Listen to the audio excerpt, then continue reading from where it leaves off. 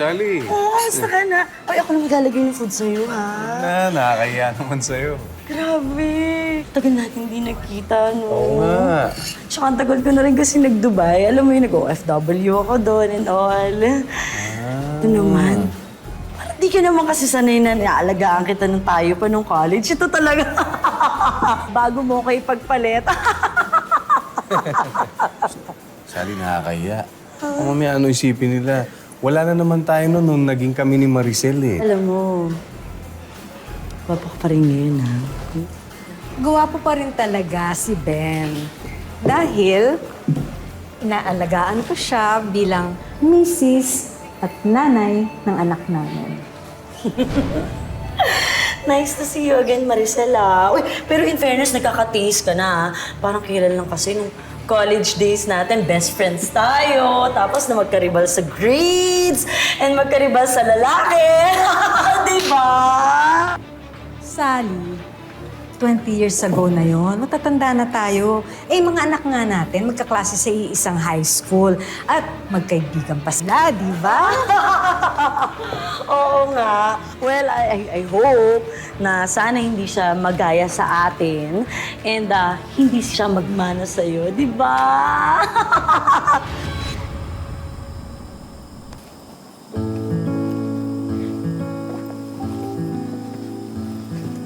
Saan ba kasi tayo pupunta? Nag-iintay na si nanay at tatay, ah.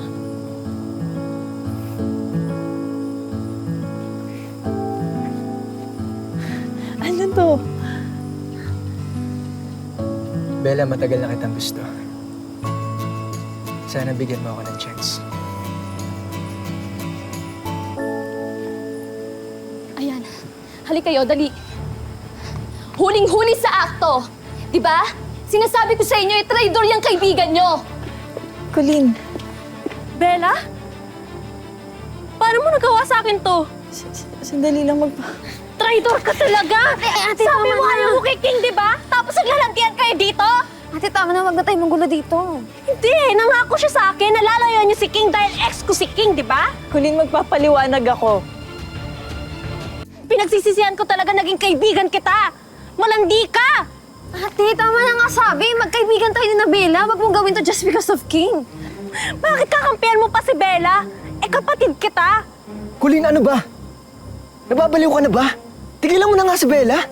Tsaka pwede ba? Huwag mo nang ipilit yun sa atin kasi hindi na tayo magkakabalikan. Hindi ako papayag na mapunta ka sa babaeng yan!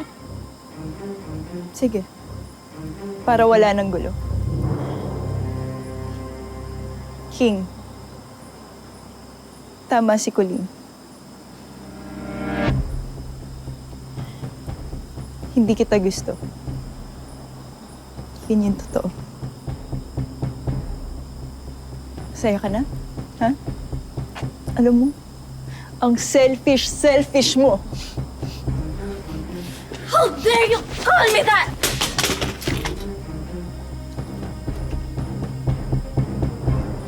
Bumalik ka dito, hindi pa tayo Uy! tapos! Baka magkasakitan pa yung dalawa eh. Ano mo silang dalawa mag-usap? Baka ano pa mangyari dun eh.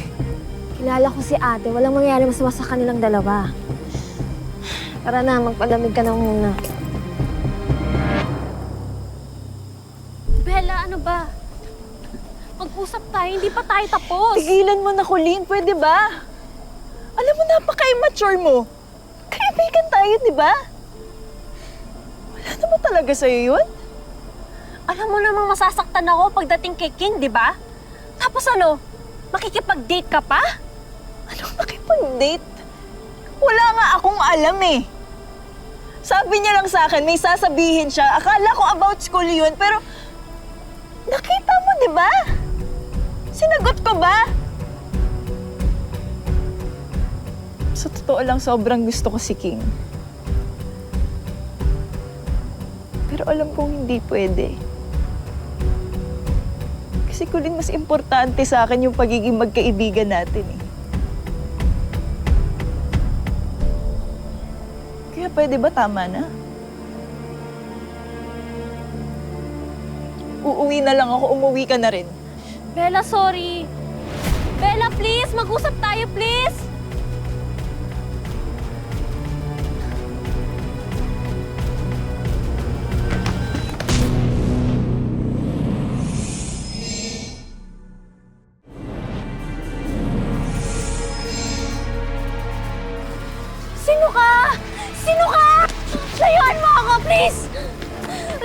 King! Bella! King! Tulong!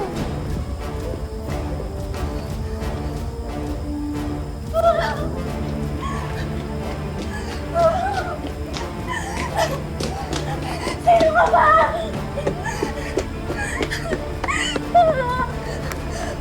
Eugene! Bella! King, tulungan niyo ako!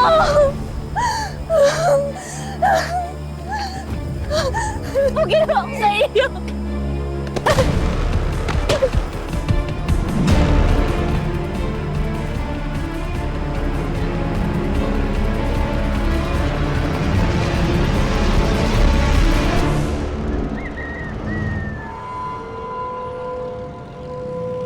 Ate? Baby ko. Uli, anak!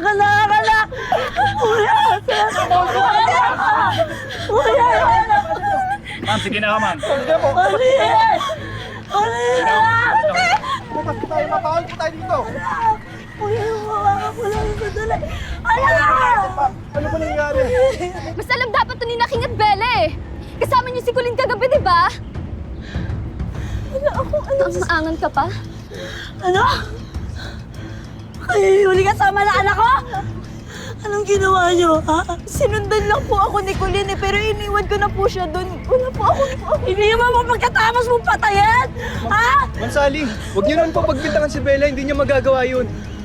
Saan maniwala kayo sa akin? Hindi ko Ano kaya. ginawa mo sa anak ko? Saan maniwala na magmumula sa akin? Hindi ko po kaya gawin kay Colleen yan. Ma'am Sally, hindi ko po kaya gawin kay Colleen yan. Jen! Hindi ko kaya gawin kay Colleen yan. Mag-best friends tayo, di ba? Hindi ko na alam kung anong paniniwalaan ko. Pero may pumatay, Bella. Hindi po ako pumatay. Anak ko. Bella, di na mo yung anak ko. Ma'am, bawal po. Ano, hawakan ko lang. Hawakan ko lang yung anak ko, please. Ala! Ah!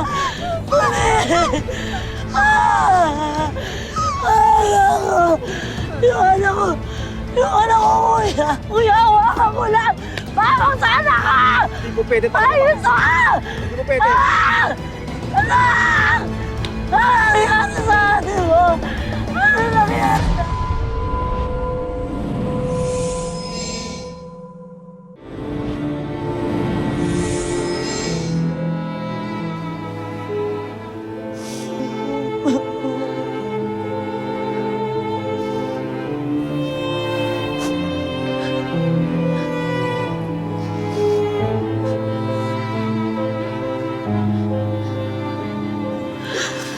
Ginagawa niyo dito?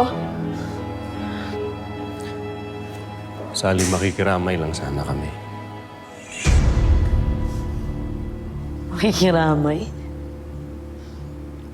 Asan yung anak niyo? Dapat sinama mo dito. Para makita niya naman yung bangkay ng anak ko. Para makonsensya naman siya. Bakit? Natatakot siya? Natatakot siyang mahuli siya ng polis dahil sa ginawa niya sa ate ko? Maayos namin pinalaki si Bella. Hindi niya magagawang manakit ang kapwa niya, lalo na kung kaibigan niya. Manang-mana sa'yo yung anak mo, no? Pero mas masahol siya sa'yo, ha? Kasi pinatay niyo yung anak ko nang dahil lang sa lalaki. Mag-iingat kasi sinasabi mo sa anak ko. Mamamatay tao yung anak mo. Pinatay niyo yung anak ko, tapos ganyan yung gagawin niya? Mabubulok yung anak mo sa kulungan, ha? Mabulok sa kulungan! Ha? Mabulok sa kulungan! Sally, tama na! Ano ka ba? Inosente ang anak ko! Kahit nga mga polis, hindi alam kung anong nangyari sa anak mo. Kaya wag mong sisisihin ang anak namin. Inosente? Lalabas din yung totoo, Maricel! Mamamatay tao yung anak mo! Mamamatay tao kayo! Mamamatay tao na! Tama naman.